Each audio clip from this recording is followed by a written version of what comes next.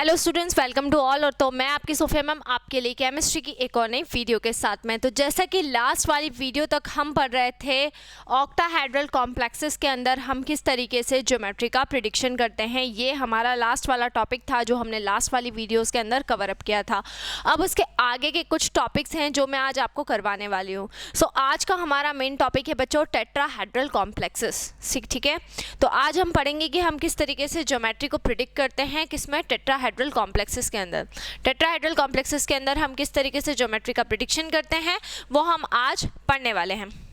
चलिए, सो अभी हम यहाँ पर पढ़ने वाले हैं। यहाँ पर हमारा आज का मेन टॉपिक रहने वाला है टेट्राहेड्रल कॉम्प्लेक्सेस। टेट्राहेड्रल कॉम्प्लेक्सेस को हम यहाँ पर पढ़ेंगे। ठीक है, तो टॉपिक है हमारा टेट्राहेड्रल। और टेट्राहेड्रल के अंदर चांसेस होते हैं कि स्क्वायर प्लेनर भी हो सकता है ना। स्क्वायर प्लेनर या तो टेट्राहेड्रल होगा उसकी ज्योमेट्री, या फिर क्या हो जाएगी, या फिर हो जाएगी स्क्वायर प्लेनर। तो टेट्राहेड्रल भी हो सकती है और अगर हम देखें तो स्क्वायर प्लेनर भी हो सकती है। दोनों में से कुछ भी हो सकता है, चाहे तो टेट्राहेड्रल भी हो सकता है और चाहे तो स्क्वायर प्लेनर भी हो सकता है। हमें यही प्रिडिक्ट करना है कि हमारी जो भी कॉम्प्लेक्स रहेगा उसकी ज्योमेट्री क्या रहेगी, उसकी ज्योमेट्री टेट्राहेड्रल रहेगी या फिर उसकी ज्योमेट्री स्क्वायर प्लेनर रहने वाली है। इन दोनों में से आपको कोई भी एक चीज़ सिलेक्ट करना रहेगी यहाँ पर। अभी हम यहाँ पर देखते हैं कि दोनों में डिफरेंस क्या है। पहले हम सिमिलैरिटी की बात कर लेते हैं। वो सारे कॉम्प्लेक्सेस जिसके अंदर कोऑर्डिनेशन नंबर 4 आएगा, वो सभी कॉम्प्लेक्सेस जिसके अंदर कोऑर्डिनेशन नंबर कितना रहेगा, कोऑर्डिनेशन नंबर 4 रहेगा, वो सभी कॉम्प्लेक्सेस जिसमें कोऑर्डिनेशन नंबर 4 रहेगा वो या तो टेट्राहेड्रल हो सकते हैं या फिर वो स्क्वायर प्लेनर हो सकते हैं। जिसमें भी कोऑर्डिनेशन नंबर 4 रहता है वो आपके टेट्राहेड्रल भी हो सकते हैं और स्क्वायर प्लेनर भी हो सकते हैं। अब क्वेश्चन ये आता है कि डिफरेंस कैसे पता चलेगा मैम कि टेट्राहेड्रल है या फिर स्क्वायर प्लेनर है, इन दोनों के बीच में हम डिफरेंस कैसे पता करेंगे। तो दोनों में डिफरेंस हम कैसे पता करेंगे, यहाँ पर हम दोनों के अंदर जो डिफरेंस पता करते हैं वो डिफरेंस होता है हाइब्रिडाइजेशन से। अगर हाइब्रिडाइजेशन कितनी आती है, अगर हाइब्रिडाइजेशन आती है sp3 बच्चों, कितनी आ रही है sp3, अगर हाइब्रिडाइजेशन आ रही है, अगर हाइब्रिडाइजेशन निकलती है sp3, सो उस केस में जो आपकी ज्योमेट्री रहेगी वो क्या हो जाएगी, वो आपकी टेट्राहेड्रल हो जाएगी। लेकिन वहीं अगर आपकी जो हाइब्रिडाइजेशन है वो dsp2 आती है तो उस केस में फिर आपकी जो ज्योमेट्री रहेगी यानी जो शेप रहेगा वो क्या हो जाता है, स्क्वायर प्लेनर हो जाता है। तो यहाँ पे हमको सबसे मेनली निकालना क्या रहेगी, हमको निकालना रहेगी यहाँ पर इनकी हाइब्रिडाइजेशन हम निकालेंगे और उस हाइब्रिडाइजेशन से हम ये पता करेंगे कि हमारा जो भी कॉम्प्लेक्स है वो टेट्राहेड्रल है या फिर हमारा वो कॉम्प्लेक्स स्क्वायर प्लेनर है वो कैसा है, वो हमको निकालना रहेगा। ठीक है, तो टेट्राहेड्रल और स्क्वायर प्लेनर ये दोनों चीज़ें जो होती हैं, ये दोनों चीज़ें निकालने के लिए, डिटरमाइन करने के लिए हमको सिंपली यहाँ पर क्या निकालना रहेगा, हमको सिंपली यहाँ पर ये पता करना रहेगा कि हमारा जो भी पर्टिकुलर कॉम्प्लेक्स है उसकी हाइब्रिडाइजेशन क्या है। ठीक है, कोऑर्डिनेशन नंबर 4 ही रहेगा। इन दोनों ज्योमेट्री के केसेस में कोऑर्डिनेशन नंबर कितना रहेगा, कोऑर्डिनेशन नंबर यहाँ पर रहने वाला है 4।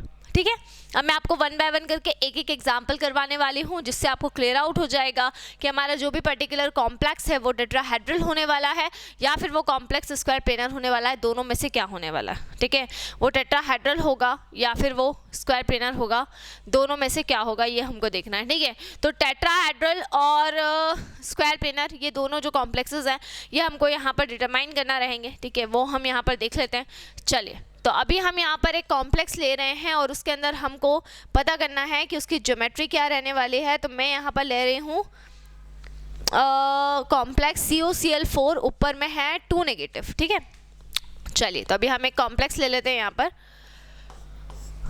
देखो COCl4 ऊपर हो जाएगा बच्चों 2 नेगेटिव। सो COCl4 ऊपर 2 नेगेटिव है।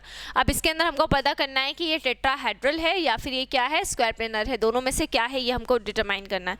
सो हम सबसे पहले यहाँ पर किसको ले लेंगे, सबसे पहले हम यहाँ पर ले लेंगे कोऑर्डिनेशन नंबर को। देखो कोऑर्डिनेशन नंबर कितना है, 4 है। So it may be tetrahedral और स्क्वायर प्लेनर, ठीक है। टेट्राहेड्रल भी हो सकता है या स्क्वायर प्लेनर भी हो सकता है।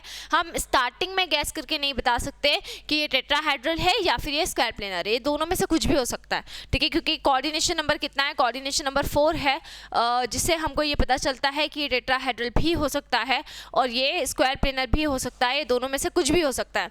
अब यहाँ पर टेट्राहेड्रल और स्क्वायर प्लेनर के बाद में अगर हम बात करें तो यहाँ पर हम क्या देखेंगे, हमारा लिगेंड का टाइप देखेंगे, ठीक है, कि हमारा जो लिगेंड है वो लिगेंड का टाइप कैसा है ना। तो यहाँ पर अगर हम क्लोरीन की बात करते हैं तो हमारा जो क्लोरीन होता है वो वीक फील्ड लिगेंड होता है, we know that very well.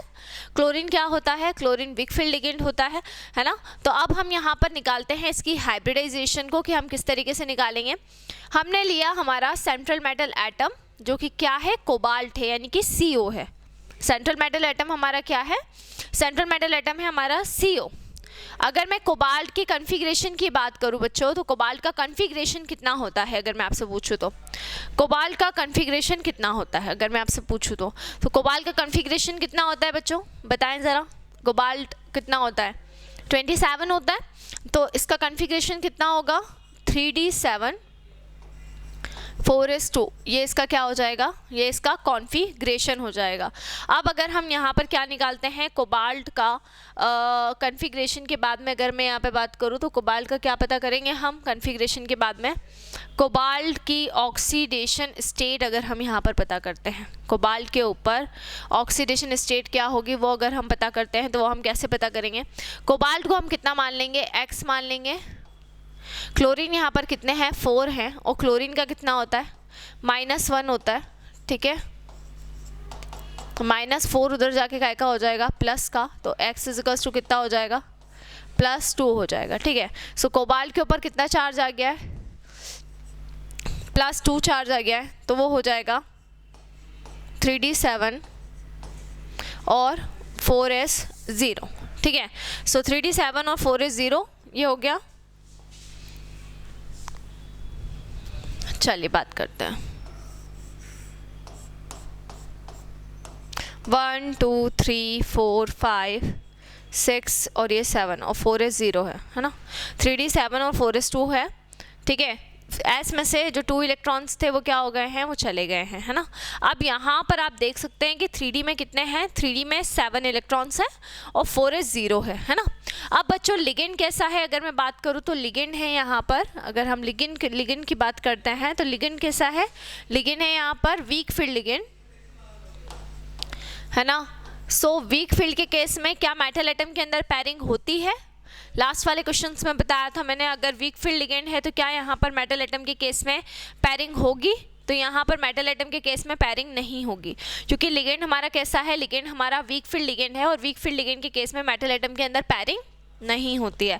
सो यहाँ पर मेटल एटम के केस में पैरिंग नहीं होगी, इलेक्ट्रॉन पेयर अप नहीं हो पाएंगे। अब जब इस सिचुएशन में इलेक्ट्रॉन का पेयर अप नहीं हो पाएगा, जो इलेक्ट्रॉन्स रहेंगे वो यहाँ पर पेयर अप नहीं हो पा रहे हैं, तो अगर इलेक्ट्रॉन की पैरिंग नहीं होती है, इन केस अगर यहाँ पर इलेक्ट्रॉन का पैर अप नहीं होता है, जो इलेक्ट्रॉन्स हैं, जो सिंगल इलेक्ट्रॉन्स हैं, वो अगर यहाँ पर पैर अप नहीं होते हैं, उनकी पैरिंग अगर यहाँ पर नहीं होती है, तो उस केस में जो भी इलेक्ट्रॉन पेयर जाएंगे वो कहाँ पर जाएंगे, उस केस में जो भी इलेक्ट्रॉन पेयर जाएंगे वो आगे वाले ऑर्बिटल्स के अंदर जाएंगे, है ना। 4s के बाद किस में जाएंगे, 4p में जाएंगे, ठीक है। अभी यहाँ पर हमारे पास में अगर हम देखें तो हमारे पास में केवल 4 ही लिगेंड्स हैं, है ना, क्योंकि 4 ही लिगेंड्स है, क्योंकि कोऑर्डिनेशन नंबर 4 है। लिगेंड का फंक्शन क्या होता है, लिगेंड का फंक्शन होता है मेटल एटम को, इलेक्ट्रॉन पेयर्स को डोनेट करना। ये क्या करेंगे, जो भी आपके मेटल एटम्स रहेंगे उन मेटल एटम्स को क्या करेंगे, उन मेटल एटम्स को इलेक्ट्रॉन पेयर डोनेट करेंगे, है ना। तो लिगेंड का फंक्शन क्या होता है, लिगेंड का फंक्शन होता है मेटल एटम को इलेक्ट्रॉन पेयर डोनेट करना। लिगेंड कितने हैं, लिगेंड यहाँ पर हमारे 4 हैं, और इस लिगेंड का फंक्शन होगा, जो भी हमारा सेंट्रल मेटल एटम है, जो भी हमारा सेंट्रल मेटल आयन है, उनको क्या करना, उनको इलेक्ट्रॉन पेयर डोनेट करना। तो यहाँ पर जो आपका लिगेंड रहेगा वो हमारे मेटल एटम को इलेक्ट्रॉन पेयर डोनेट करेगा। तो एक तो यहाँ पर जो क्लोरीन रहेगा, एक लोन पेयर यहाँ पे दे देगा, फिर दूसरा लोन पेयर ऑफ इलेक्ट्रॉन यहाँ पे दे देगा, फिर तीसरा लोन पेयर ऑफ इलेक्ट्रॉन यहाँ पे दे देगा, और फिर चौथा लोन पेयर ऑफ इलेक्ट्रॉन यहाँ पर दे देगा। तो इस तरीके से जो क्लोरीन एटम है वो यहाँ पर क्या करेगा, इन सभी को इलेक्ट्रॉन पेयर क्या कर देता है, इलेक्ट्रॉन पेयर डोनेट कर देता है। तो क्लोरीन एटम ने क्या किया, इन सभी को इलेक्ट्रॉन पेयर डोनेट कर दिया है। अब जब इन सभी को वो क्या कर रहा है, इलेक्ट्रॉन पेयर डोनेट कर दे रहा है, तो यहाँ पर हाइब्रिडाइजेशन हो गई है sp3। कितनी हो गई हाइब्रिडाइजेशन, हाइब्रिडाइजेशन हो गई है sp3, क्योंकि इसने क्या किया है, जो क्लोरीन आयन थे, क्लोरीन एटम थे, उसने क्या किया है, खाली ऑर्बिटल जितने भी थे उन खाली ऑर्बिटल्स के अंदर इलेक्ट्रॉन पेयर क्या कर दिया, इलेक्ट्रॉन पेयर को डोनेट कर दिया। तो इलेक्ट्रॉन पेयर को जब भी डोनेट कर देगा तो 4s में 1 चला गया, 4p के अंदर 3 चले जाएंगे। इस तरीके से चारों क्लोरीन के जो एटम रहेंगे वो चारों क्लोरीन एटम यहाँ पर क्या कर देंगे, lone pair of electron donate हो जाएंगे। चारों ऑर्बिटल के अंदर lone pair of electron donate हो गए। यहाँ पे हाइब्रिडाइजेशन क्या हो गई, sp3 हो गई। जैसे ही यहाँ पर हाइब्रिडाइजेशन हो जाती है sp3, तो यहाँ पे कॉम्प्लेक्स जो आपका रहेगा वो कॉम्प्लेक्स क्या हो जाएगा, यहाँ पे जो भी आपका कॉम्प्लेक्स रहेगा वो कॉम्प्लेक्स आपका हो जाता है टेट्राहेड्रल। तो जैसे ही यहाँ पे हाइब्रिडाइजेशन होती है sp3, so complex will be, complex यहाँ पर कितना हो जाएगा, कॉम्प्लेक्स यहाँ पे हो जाएगा टेट्राहेड्रल। ठीक है ना। तो हाइब्रिडाइजेशन से हमको पता करना है यहाँ पर कि हमारा जो भी पर्टिकुलर कॉम्प्लेक्स है उसकी ज्योमेट्री क्या जाने वाली है। ठीक है, तो यहाँ पे टेट्राहेड्रल कॉम्प्लेक्स बन गया है, टेट्राहेड्रल इसकी हाइब्रिडाइजेशन आई है। और मैग्नेटिक कैरेक्टर की अगर मैं बात करूँ तो इसमें 3 अनपेयर्ड इलेक्ट्रॉन है, दैट्स वाई यहाँ पर बच्चों मैग्नेटिक कैरेक्टर होने वाला है पैरामैग्नेटिक। सो मैग्नेटिक कैरेक्टर क्या हो जाएगा, मैग्नेटिक कैरेक्टर हो जाएगा पैरामैग्नेटिक। तो इस तरीके से आपको टेट्राहेड्रल या स्क्वायर प्लेनर के अंदर क्या निकालनी, ज्योमेट्री निकालनी है। अगर इसकी हाइब्रिडाइजेशन dsp2 आती, सो उस केस में हमारा कॉम्प्लेक्स क्या होता, हमारा कॉम्प्लेक्स होता स्क्वायर प्लेनर। लेकिन अगर हाइब्रिडाइजेशन sp3 में जाती है तो उस केस में फिर वो क्या होगा, टेट्राहेड्रल होगा। एक और एग्जाम्पल मैं करवा देती हूँ आप लोगों को इसी से रिलेटेड, तो आपको और क्लियर हो जाएगा। चलिए, तो चलो बच्चों अभी हम ले लेते हैं यहाँ पर अगला एग्जाम्पल, CuCl4 ऊपर 2 नेगेटिव, ये हमारा अगला कॉम्प्लेक्स है। ठीक है, CuCl4 ऊपर क्या हो जाएगा, 2 नेगेटिव। सबसे पहली चीज़ हम क्या देखते हैं, coordination number. So coordination number कितना है, 4 है। So it may be tetrahedral और स्क्वायर प्लेनर, या तो ये टेट्राहेड्रल हो सकता है या फिर ये क्या हो सकता है, या फिर ये स्क्वायर प्लेनर में जाएगा, या तो टेट्राहेड्रल में जाएगा या फिर किस में जाएगा, या फिर ये स्क्वायर प्लेनर में जाएगा। दोनों में से ये कोई किसी भी ज्योमेट्री के अंदर जा सकता है। अब अगर हम यहाँ पर बात करेंगे कि यहाँ पर अगर हम CuCl4 ऊपर 2 नेगेटिव की बात कर रहे हैं तो क्लोरीन आयन कैसा है। सो क्लोरीन आयन है यहाँ पर वीक फील्ड लिगेंड बच्चों, है ना। क्लोरीन कैसा है, लिगेंड आपको पहले देख लेना है, वीक फील्ड लिगेंड है। So pairing not take place, pairing यहाँ पर नहीं हो पाएगी क्योंकि क्लोरीन आयन यहाँ पर कैसा है, क्लोरीन आयन जो आपका है वो कैसा है, वो वीक फील्ड लिगेंड होने वाला है। ठीक है, अब यहाँ पर हम क्या करेंगे, ध्यान से देखिएगा, यहाँ पर हम किस तरीके से करेंगे। हम यहाँ पर ले लेंगे, देखो बच्चों, कॉपर को, है ना। सो कॉपर क्या होता है, अगर हम कॉपर की बात करें तो कॉपर कितना होता है, कॉपर होता है 3d10 4s1। ये एक्सेप्शनल केस होता है इसलिए इसका कन्फिग्रेशन क्या हो जाता है, इसका कन्फिग्रेशन हो जाता है 3d10 4s1। कॉपर का कन्फिग्रेशन होता है 3d10 4s1। अगर हम कॉपर की बात करें सो कॉपर के ऊपर कितना चार्ज रहेगा, अगर हम ऑक्सीडेशन स्टेट निकालते हैं तो ये -4 हो जाएगा, इक्वल में -2 रहेगा तो 2 बचेगा। सो कॉपर +2 हो जाएगा। सो कॉपर +2 में कन्फिग्रेशन क्या आ जाएगा, कन्फिग्रेशन जाएगा 3d9 4s0, है ना। कितना हो जाएगा, 3d9 और 4s0, है ना, ये हो जाएगा।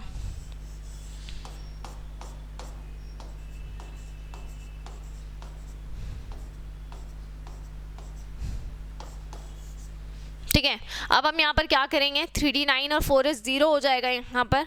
ठीक है, तो यहाँ पर अब हमको क्या करना है बच्चों, क्योंकि यहाँ पर जो भी रहेगा, यहाँ पर एक अनपेयर्ड इलेक्ट्रॉन आपको नज़र आ रहा है और 4s खाली पूरा की पूरा है। ठीक है, अब यहाँ पर इलेक्ट्रॉन के पैरअप का वैसे तो सवाल ही नहीं है क्योंकि एक ही अनपेयर्ड इलेक्ट्रॉन है जो किसी के साथ में पैरअप नहीं हो सकता और लिगेंड भी हमारा वीक फील्ड लिगेंड है। सो डेफिनेटली जो भी इलेक्ट्रॉन्स रहेंगे वो कहाँ से फिलअप होंगे, जो भी इलेक्ट्रॉन्स रहेंगे वो 4s से फिलअप होना चालू होंगे। अभी हम 4s के बाद में अगर बात करें तो कौन सा ऑर्बिटल आ जाता है, 4s के बाद में आ जाएगा यहाँ पर 4p ऑर्बिटल, और 4p के अंदर भी 3 रहते हैं। ठीक है, अब इलेक्ट्रॉन्स कितने फिलअप होंगे, 4 इलेक्ट्रॉन्स फिलअप होंगे क्योंकि लिगेंड हमारे 4 हैं इसलिए 4 लिगेंड 4 इलेक्ट्रॉन पेयर देते हैं तो 1 2 3 और 4, ठीक है। तो 4 ये जो भी इलेक्ट्रॉन पेयर हैं, है ना, वो देगा। तो यहाँ पे हो गई हाइब्रिडाइजेशन कितनी, यहाँ पे हाइब्रिडाइजेशन हो गई है sp3, है ना, sp3 यहाँ पर हाइब्रिडाइजेशन हो गई है। और यहाँ पे कॉम्प्लेक्स कितना हो जाएगा, यहाँ पे कॉम्प्लेक्स हो जाएगा टेट्राहेड्रल। कितना हो जाएगा कॉम्प्लेक्स, यहाँ पे जो भी कॉम्प्लेक्स है वो हो जाएगा टेट्राहेड्रल। और अगर हम मैग्नेटिक कैरेक्टर की बात करें, सो मैग्नेटिक कैरेक्टर यहाँ पे हो जाता है पैरामैग्नेटिक, ठीक है। तो कॉम्प्लेक्स यहाँ पे हो जाएगा टेट्राहेड्रल। और मैग्नेटिक कैरेक्टर की अगर हम बात करें तो मैग्नेटिक कैरेक्टर क्या हो जाएगा, मैग्नेटिक कैरेक्टर हो जाएगा पैरामैग्नेटिक, ठीक है। तो इस तरीके से आप टेट्राहेड्रल्स के अंदर क्या कर सकते हैं, टेट्राहेड्रल के अंदर अपन हाइब्रिडाइजेशन को प्रिडिक्ट कर सकते हैं। तो हमारी 2 टाइप की हाइब्रिडाइजेशन होगी, या तो sp3 होगा या dsp2 होगा, दोनों में से एक आपको प्रिडिक्ट करना है। तो यहाँ पे हमने sp3 निकाला, तो sp3 के बेसिस पे यहाँ पर जो हमारी हाइब्रिडाइजेशन गई है वो sp3 गई है, दैट्स वाई यहाँ पे टेट्राहेड्रल हुआ है।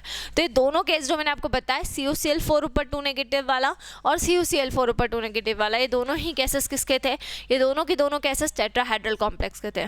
नेक्स्ट में हम कुछ स्क्वायर प्लेनर कॉम्प्लेक्सेस के बारे में भी पढ़ेंगे कि उसकी हम हाइब्रिडाइजेशन कैसे निकालते हैं। तो आज हमारा ये जो ज्योमेट्री प्रिडिक्शन वाला और हाइब्रिडाइजेशन वाला टॉपिक है वो फाइनली हमारा कंप्लीट हो जाएगा। इसके बाद कल से जो भी हमारा अपकमिंग नेक्स्ट टॉपिक है उसको हम कवर अप करने वाले, ठीक है बच्चों। तो इसके बाद में मैं नेक्स्ट वीडियो के अंदर आपको अगला जो हमारा टॉपिक है वो यहाँ पे पढ़ाने वाली हूँ, तो जुड़े रहिए हमारे साथ में। Thank you so much.